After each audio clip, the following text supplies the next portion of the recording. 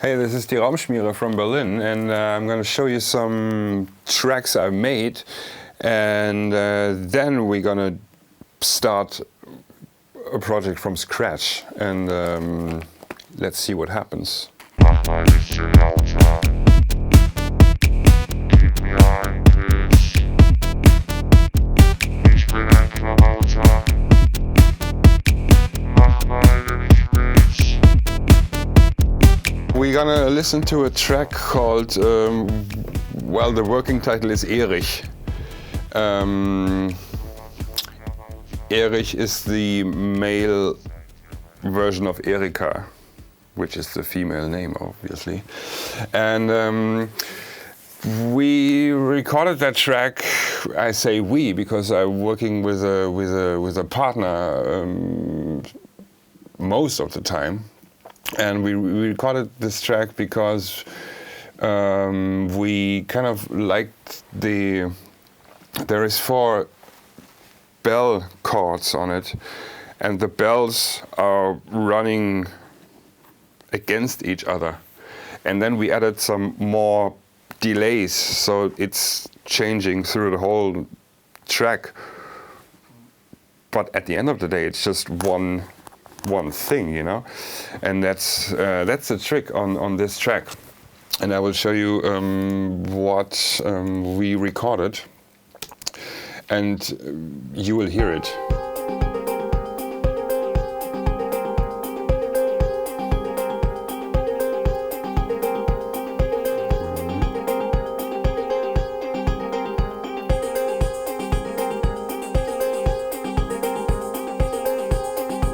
So you hear like all the bells, or we call it vibes in this thing, are more or less the same sequence, but they are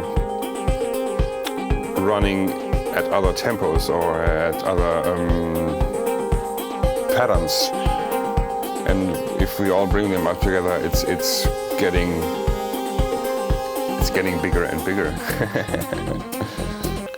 So this is bells number 1, we call it.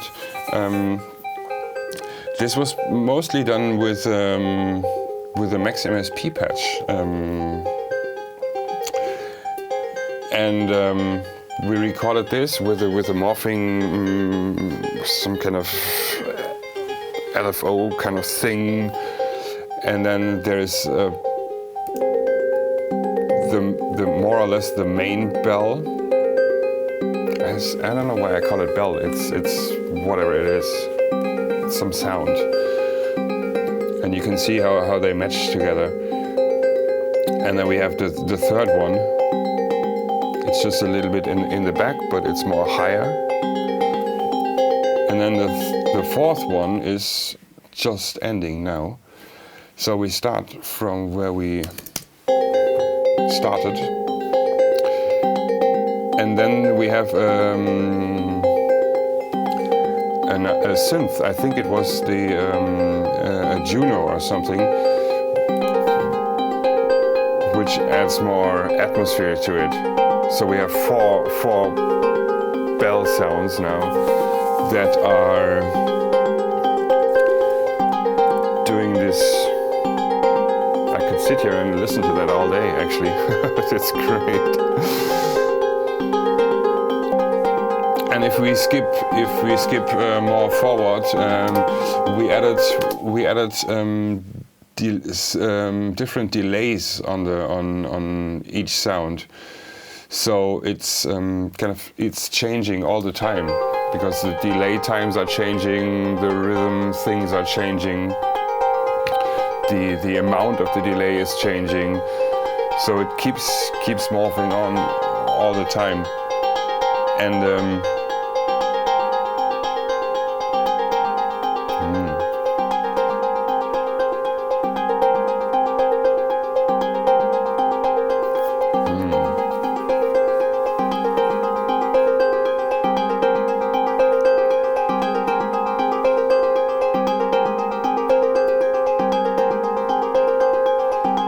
sounds a little bit like Christmas, doesn't it? The delay is the delay that was recorded is all in the DAW. The single sounds, they were recorded pretty dry, and as you can see on, let's say, on this one, there is a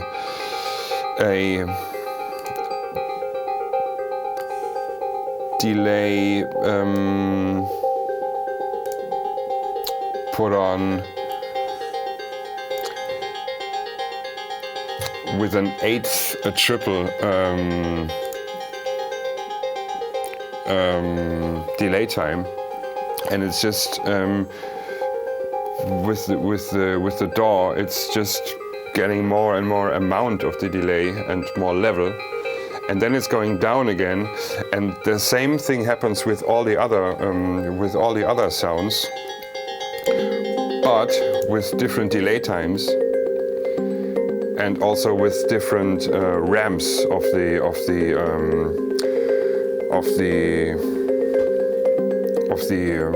automation. So it's not like that all 4 of the automations go up at the same time. It's more like one goes up, the other one goes down, and the 3rd one comes up, and the 4th one goes down. So you never have the same loop. Okay, let's say loop. You never have the same repetition, and so that's what it makes it change all the time, and at the end of the song, everything goes out, and you are back to dry. It starts very dry, and then you go flobbly, and then at the end of the song, it goes back to dry. But in between those 4 minutes, there is no repetition at all. The main processing is on that bell tones, because apparently you don't want to have a processing on a bass drum or on some hi-hats. Well, maybe on the hi-hats, but the main processing in the box is on the bell tones, and the bass drum is, of course, all the time dry and straight, and all the hi-hat tracks that we recorded, if there is a processing, it's outside of the box. It's happening through filters, LFOs, and random sources. So this is not happening in the box. And also on this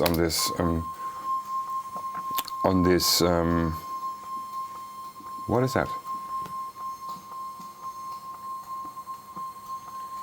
I see. It's yeah, okay.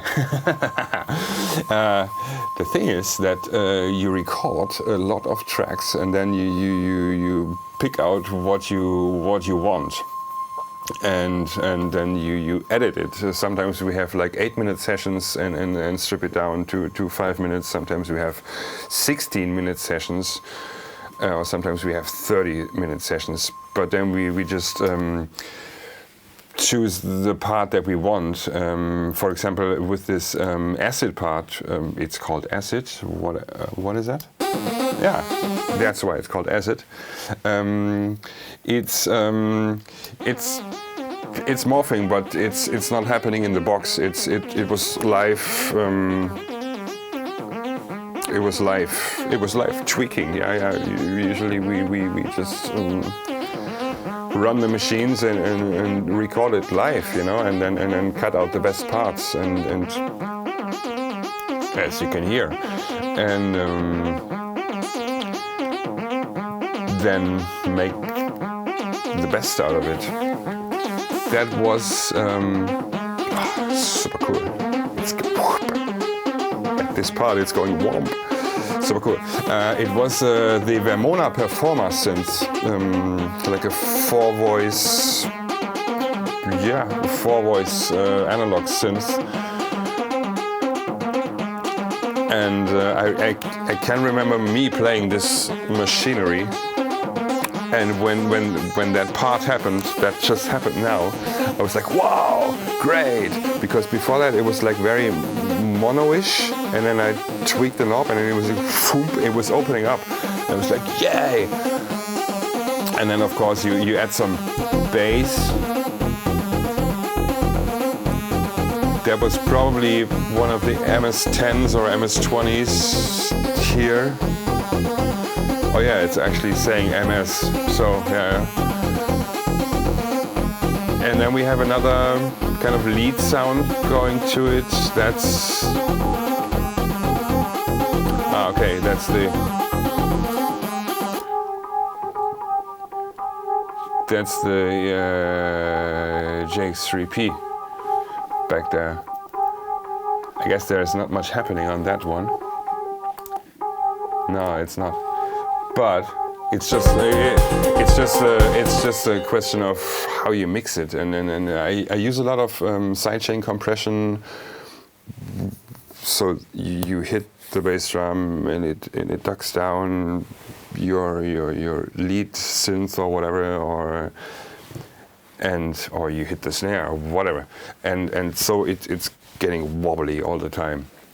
So for example, let me show you how that sidechain compression thing works. First of all, you have that, let's say we have this sound, and then you would put in a compressor apparently. For the sidechain compression, I really like the inbox, the Steinberg that comes with Cubase. I really like that. Let me find it.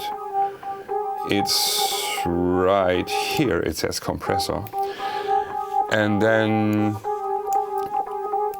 well, you would have to turn on this knob up here that allows you to get signals in, and then you do the send of the bass drum.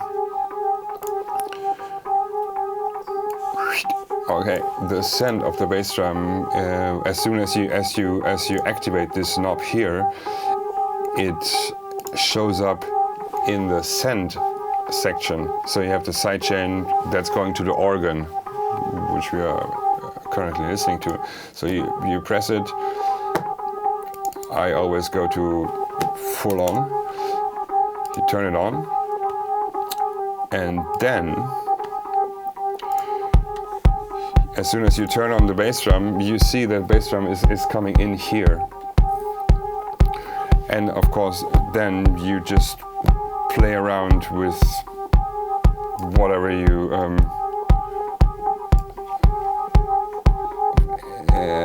play around with the threshold, and then you can make it more bouncy. I mean, I guess you freaks all know how a sidechain compression works, eh? But yeah, that's fun. I play a lot with that, and I used to play a lot with gates. For example, just send in some white noise and play with the gate that opens the white noise, and then send in a sequence or whatever. That you have instead of you have like. What I also like to do is put a compressor on the drum group, of course, and but in this case, let's go for the drums only. The drums are here. In this case, I inserted a external compressor. Because sometimes they have a different sound, a warmer sound. This is a tube compressor by Tegler Audio, and it's just, for me, sometimes it sounds better. Maybe it's just craziness or imagination or too much alcohol. But so yeah. I think you all know how to insert an external instrument into your Cubase thing. If not, I can show you. You would open your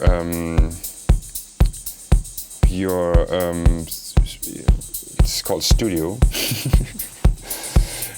and then you say Audioverbindungen. It's a German word. It's called Audioverbindungen. And then you open it, and then there's a writer called external effects, and then you just as long as you have connected some output gear to your sound card, you just connect where you want to have it and which channel you want to connect.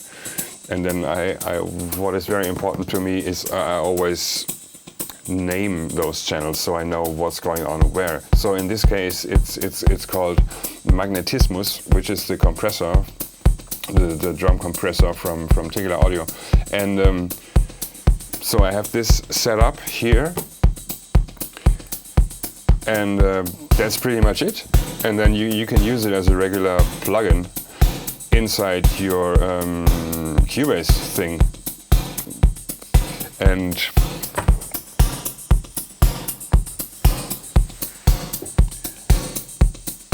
wait a second. Yes.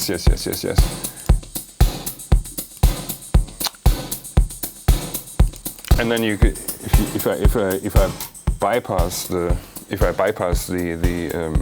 hardware, you hear it's getting a little bit more wobbly and a little bit more, not to the point. And if it's just a slight compression. It's not much. It's just like it makes it feel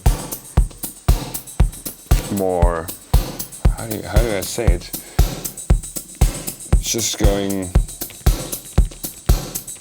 It just sounds better. Fuck it. Yeah. It just sounds better. So if you have connected your external effect on the settings, on the audio settings, then what you want to do is just open your drum bus, creating a bus. Well, you know how that works. And then you just want to open your drum bus, and then you have this rider saying external plugins. It's here. External plugins, and then it shows up. And then you just click it. It's just like using a regular plugin. I mean, I could use another plugin now, and it's totally gonna fuck up everything. See? But if I want to go back, it says external plugins, and I go to my compressor from here, and I have the sound of my compressor. I can tweak it here on the outboard. Yeah, so you can of course also bypass it on the DAW. You just press this bypass button, and it's getting a little bit more. As I said, it's not much of a compression. It's just a little bit that glues everything together, and it seems to be a little bit louder, but it's not, because at the end of the day it's the same level. It's just like more. This is more or less recorded in a session where we had the idea of how the song sounds like. So it's mostly just volume in the mix, of course. Sometimes you have to change parts that are too loud in a special sequence or in a special part. But this was on the flow, and this is pretty much only mixed in the just with volume, actually, because I always, before I record anything, I check out the sounds and levels outside of the box, so I don't have that much work inside of the box, so I can focus on arranging, and after arranging, mixing. And but the most important point is get your sounds together and get your sounds all right before you record them, because there is nothing worse than try to fix a bad sound in the computer. I tell you. The thing is, can I tell you where the drum sounds are from? Yes, I could tell you. To be honest, I could tell you. The bass drum sound, let's listen to it. This one is from the module that says Peaks by Mutable Instruments. Pretty much of the rest. No, wait a second. Like all these kinds of woozly snare and hi-hat sounds are from the from a module called Black Noir from Endorphins.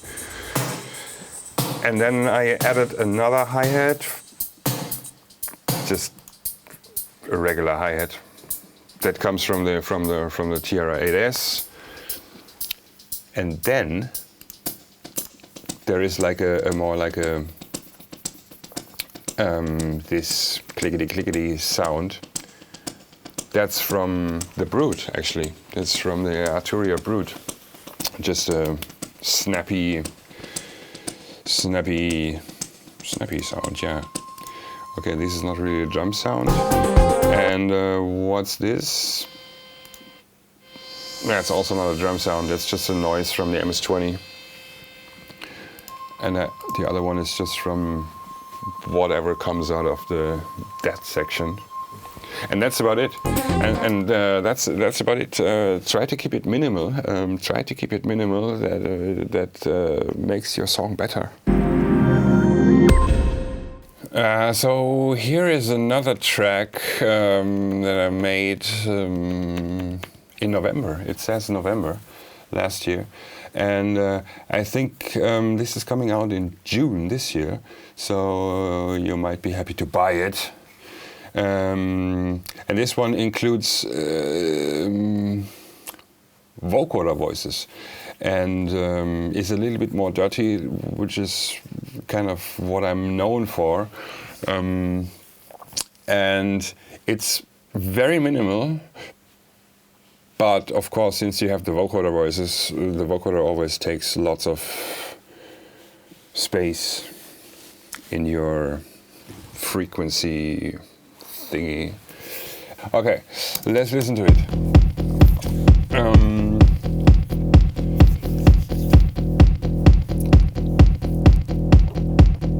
That's as I said, it's pretty minimal. You only have a bass drum, and this is the hi-hat. This is my kind of hi-hat. And of course a bass line, which is doing that.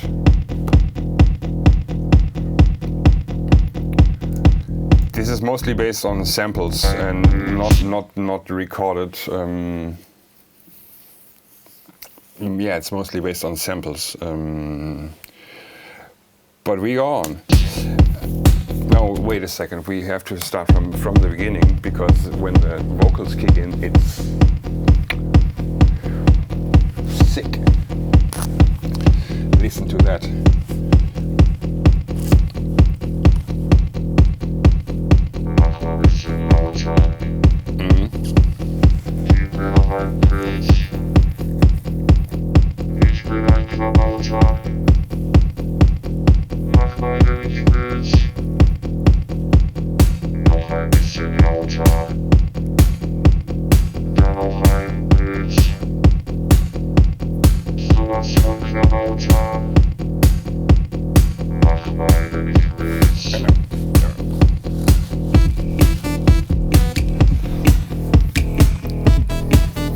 Okay, maybe let's go through the tracks. Of course, the bass drum is the bass drum.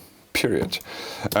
This one, I don't know where it comes from, but it sounds like it was distorted through some tube preamp.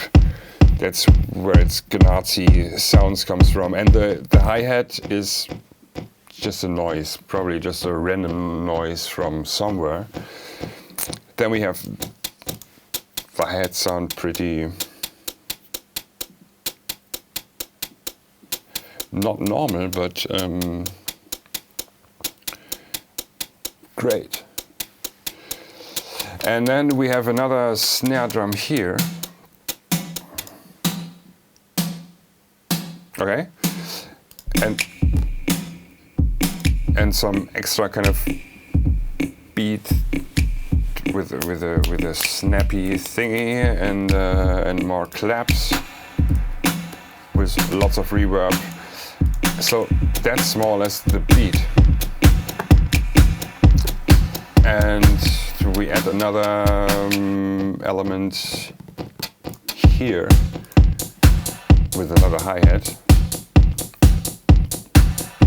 But it's pretty simple, but it works because the rest of the track is taking a lot of focus. There's a very small gated reverb on the snare, which makes it, yeah, this is the original snare, and this is the one with the gated reverb.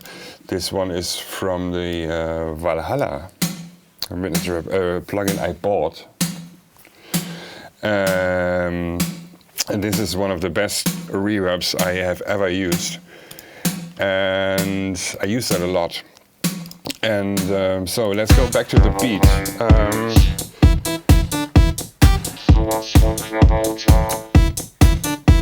Yeah, actually, no, that was it about the beat. So we have what's next is I like to have it structured. As I'm German, I like to have things very structured. So the brown tracks are always my beat tracks. The green one is always the bass, and the pink one is always the vocals. And the rest is synthesizers. So the bass drum, not the bass drum, the bass line is, as it says here, it was recorded with a Uno.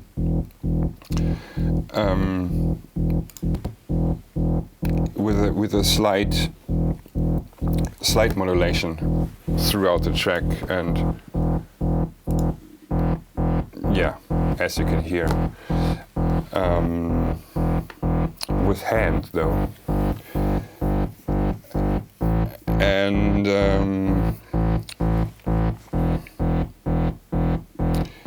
there is not much of, there is just a compressor on it that makes it a little bit more bouncy and tough. So the next track would be the funny one. Okay, this was instrument was a pulse, Waldorf pulse. I found that in the storage room next door, and I was like, wow, let's use it. And I kept it dry. Super cool. But the most important thing on that track is, wait, there is more chordy kind of thing. That is that's a mellotron from GeForce, mellotron sound. And then there is some wobbly thing from the modular again. Plus we have crazy shit from Ben over there doing his Max MSP thing. And since this is the version that is already been edited and more or less mixed, There is not much of plugin action going on at the moment, because like when I have something that I think it's finished, I do a bounce and say it's finished. So I'm not the one who is going back to version 1 when I work on version 12. But I can show you how this vocoder thing works if I go back to version 1. So let me close that and open the. I hope that was the version that we recorded back then. Yeah, it looks a little bit more messy. No, it doesn't. Yes. Well, yeah. You can see it's just a session that was recorded, and after that you do the editing and the arrangement and stuff like that. So the vocoder thing. The vocals are recorded with a microphone, and how you get your vocoder thing running. You record the vocals on one track, then you record a carrier signal. That means you can play your vocoder with different notes. Then you would add a bus or a group. It's called different in some languages. And then you would put your vocals on the right side, put your carrier note, which is in this case just a Juno plugin, on the left side, and you put those two tracks on a bus. On that bus, you add the vocoder plugin. The vocoder plugin I am using is the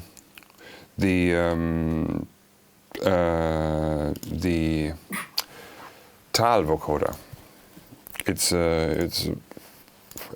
I mean, I've tried various vocoders, but I think for what I've tried, this one is the best for me. And I think it's free. It was free when I downloaded it, and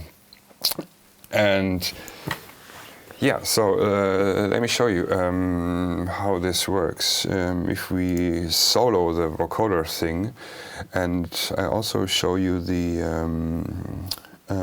carrier. The carrier. So this is the carrier synthesizer. This is the vocoder, and this is.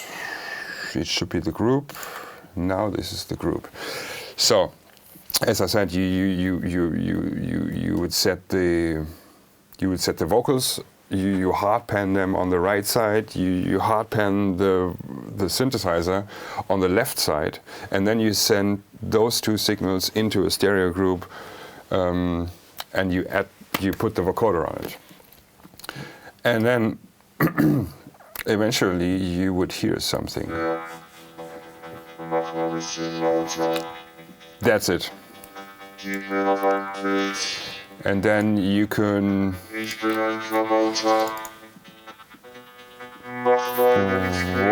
What you can do is you see the MIDI notes that are playing the vocals. You could, I think you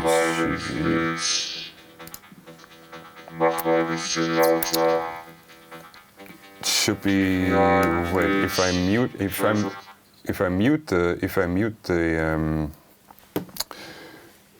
the carrier, it's gone because it needs a carrier. So I could hit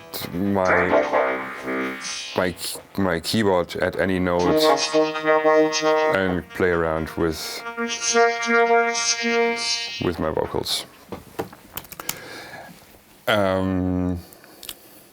The thing is, since this is the original recorded track, you always have little noises in between, like in between like when you don't sing, you still have a little bit of a humming. So what I usually do is edit them vocals and make sure there is silence in between my phrases, so you don't have the wobbly things, and it's more precise and more tight. And yeah, once you have that, and you are happy with that,